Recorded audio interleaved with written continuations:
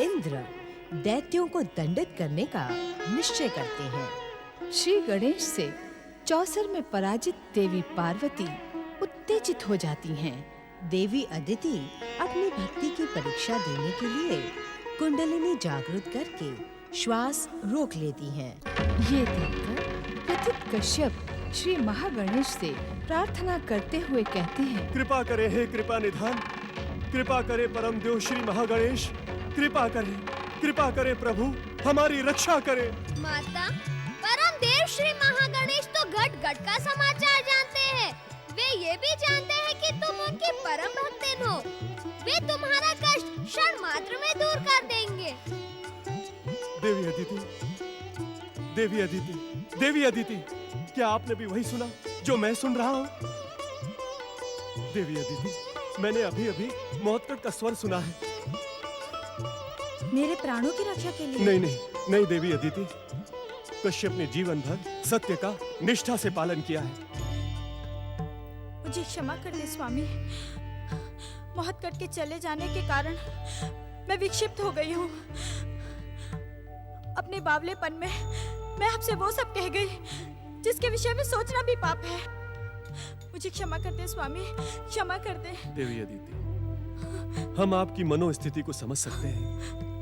मौतकट जैसे पुत्र के बिना हम अपनी जीवन की कल्पना भी नहीं कर सकते।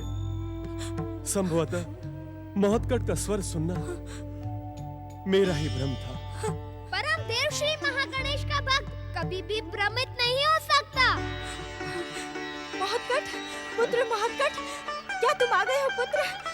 कहाँ हो पुत्र मौतकट? कहाँ हो तुम? कहाँ हो तुम? उधर नहीं माता, इधर। इधर किधर? यहाँ माता, तुम्हारे समीप। मौतकट। प्रणाम माता श्री, प्रणाम पिताश्री।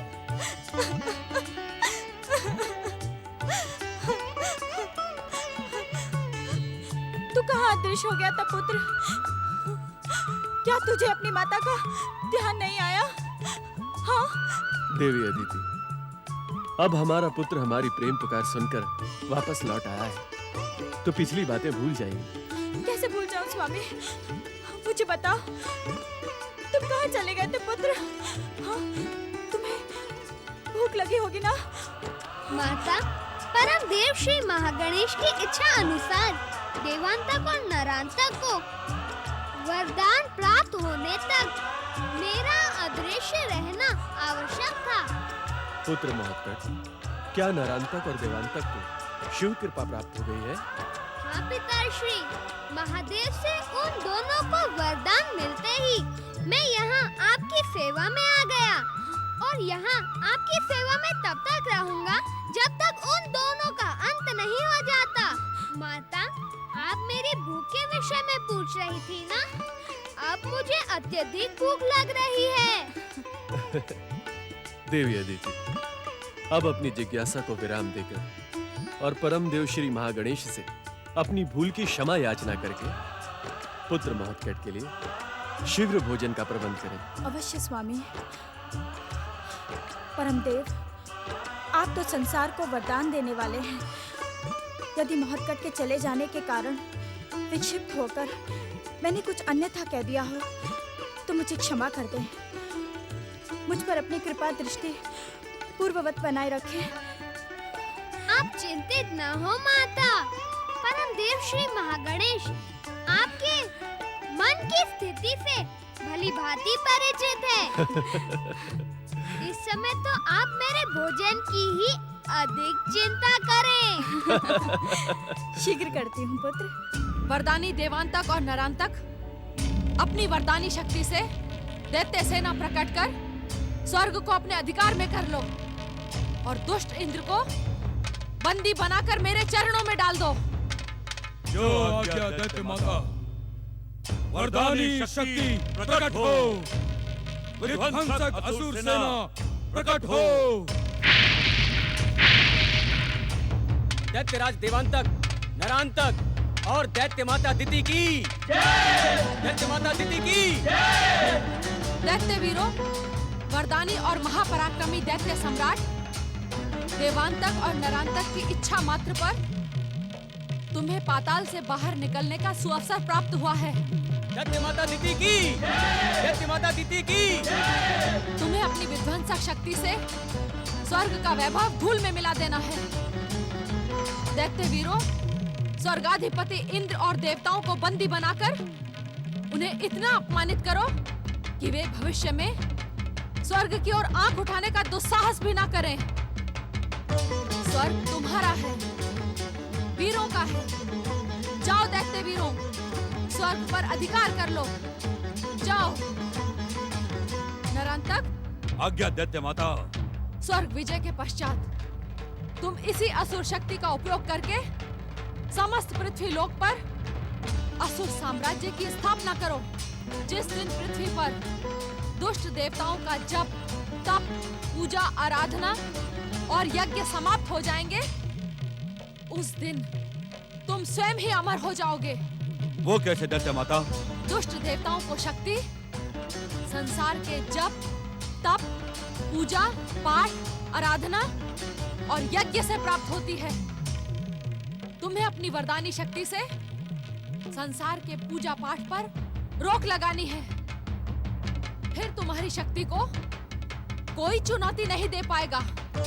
ऐसा ही होगा दैत्य माता। दैत्य वीरों, स्वर्ग की ओर चलो। दैत्यराज देवांतक, नरांतक और दैत्य माता दिति की। गंधर्व, किन्नरों, विद्याधरों, लोकपाल और दिक्पालों के साथ सैन्य सहायता लेकर पवनदेव अभी तक लौटे क्यों नहीं? प्रणाम देवराज। आपकी आज्ञा का सम्मान करते हुए गंधर्वों, किन्नरों, विद्याधरों, लोकपाल और दिक्पालों ने अपनी अपनी सेना हमारी सहायता के लिए भेज दी है। अब हमारी विजय सुनिश्चित है।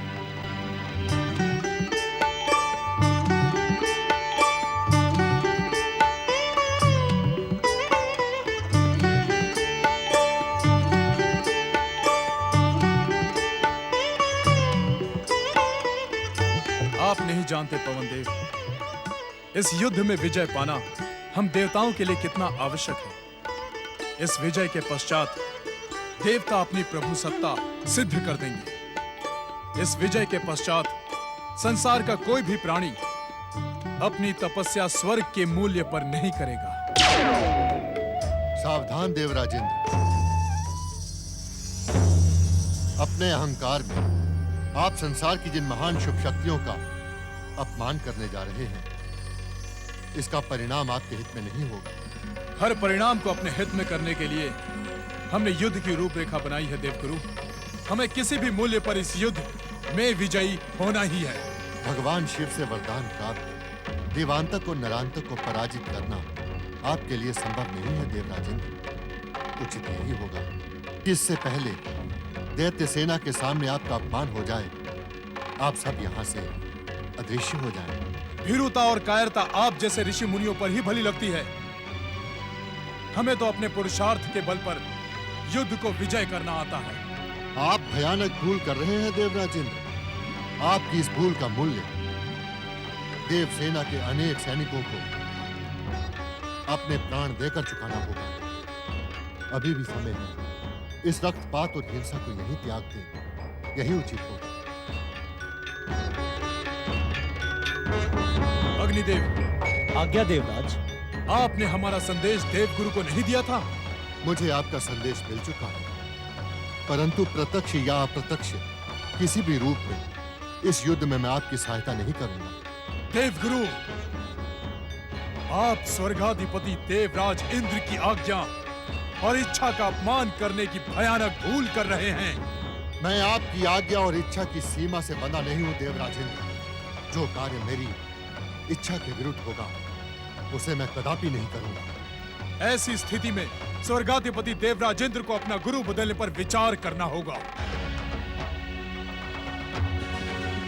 यदि आप कर पाए तो अवश्य करें देवराजेंद्र, क्योंकि आप जैसे शिष्य को पाकर मैं स्वयं भी दुखी हूं।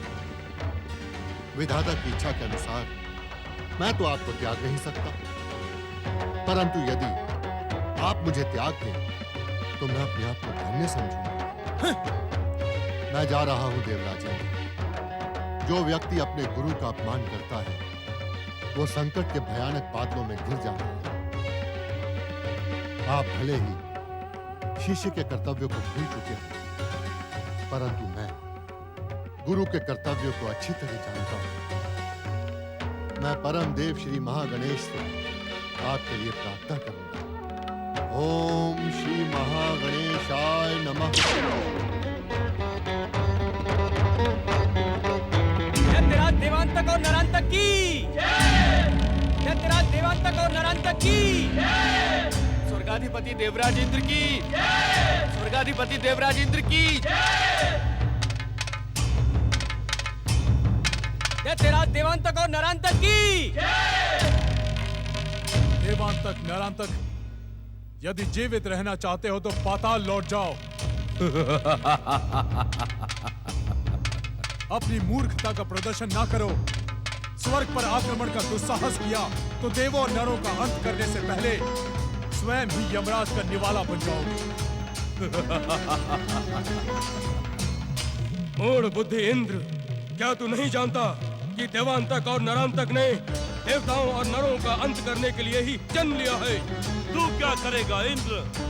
हमारा संहार तो त्रिदेव ब्रह्मा, विष्णु, महेश और त्रिदेवियां लक्ष्मी, सरस्वती और पार्वती भी नहीं कर सकती।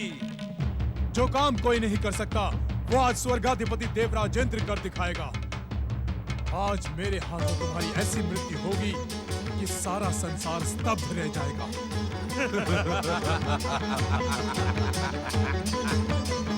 मूर्खों जैसी बात मत कर मूर्ख इंद्र। हमें असुर होकर भी व्यर्थ का रक्तपात प्रिय नहीं है। यदि हमारे प्राण घातक प्रहारों से अपने प्राण बचाना चाहता है तो भाग जा यहाँ से।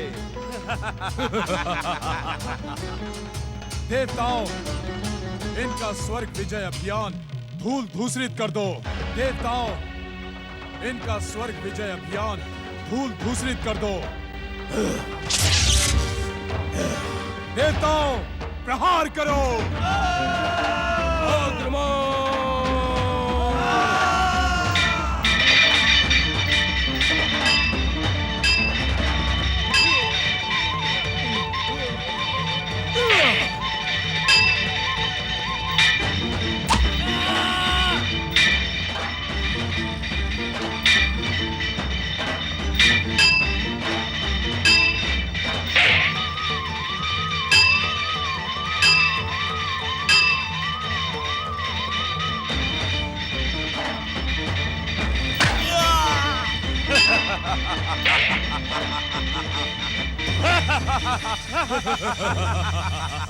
अब मेरा वज्र प्रहार तुम दोनों दुष्टों को समाप्त कर देगा। वज्र प्रकट हो।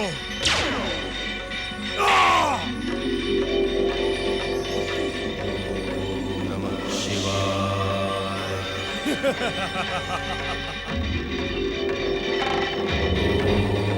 नमः शिवाय।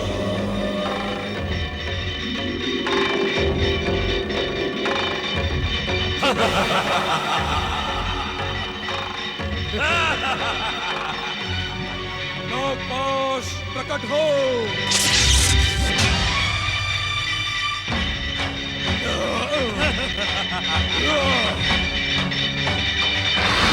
देवता अदृश्य हो।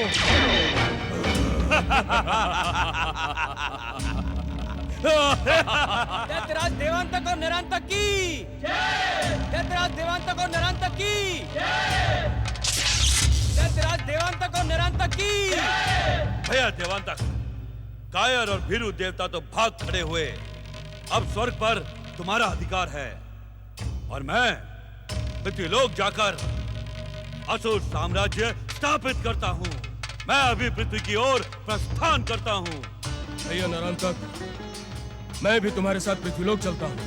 नहीं भैया देवांतक, तुम्हारी आवश्यकता नहीं पड़ेगी। जन्म, जरा और मृत्यु से घिरे पृथ्वीवासी तो हमारा नाम सुनते ही घुटने टेक देंगे। भैया नरांतक, दैत्य माता से कह देना कि हमने स्वर्गलोक पर विजय प्राप्त कर ली है अवश्य। पृथ्वीलोक पर विजय प्राप्त करते ही हमें समाचार देना। अवश्य भैया।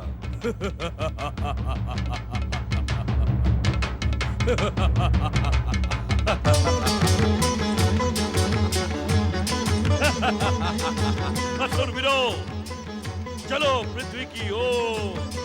गजानन, मैं जानता था गजानन, तुम्हारा छुपना भी अद्भुत होगा। कभी तुम छुप जाते हो तो कभी अदृश्य हो जाते हो, कभी तो सामने रहकर भी नहीं दिखाई देते हो। अब तुम प्रकट हो जाओ, मुझे तुमसे एक आवश्यक प्रश्न पूछना है। पूछो भैया, तुम्हें उत्तर मिल जाएगा। पहले सामने आओ एक दंत, तभी पूछूंगा। ओम नमः शिवाय, ओम नमः षडमुखाय। भैया, तुम्हारे प्रश्न का उत्तर देने के लिए तुम्हारा मयूर श्री शैल पर्वत से यहाँ आ पहुँचा है। प्रणाम स्वामी कुमार कार्तिकेय। मयूराज, मैं मयूरेश्वर गणेश नहीं हूँ। क्या इसीलिए तुम मुझे देखकर भी नहीं देख रहे हो?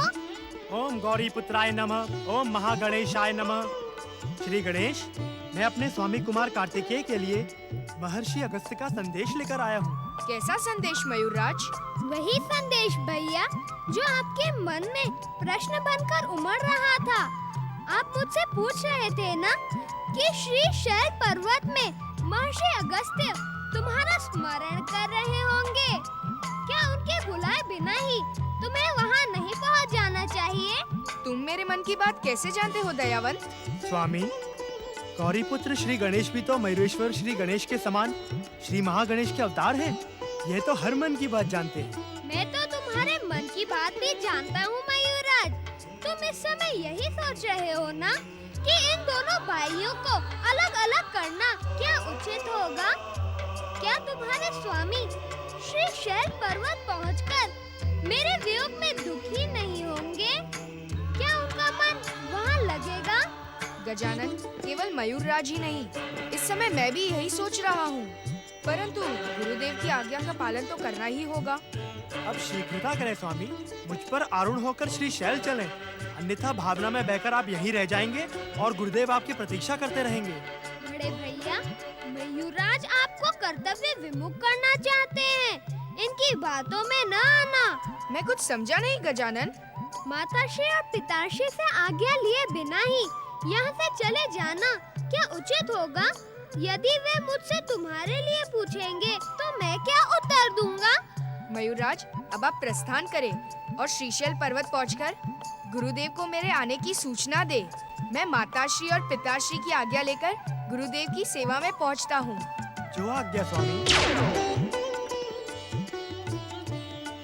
चलो समाधि स्थल चलते हैं।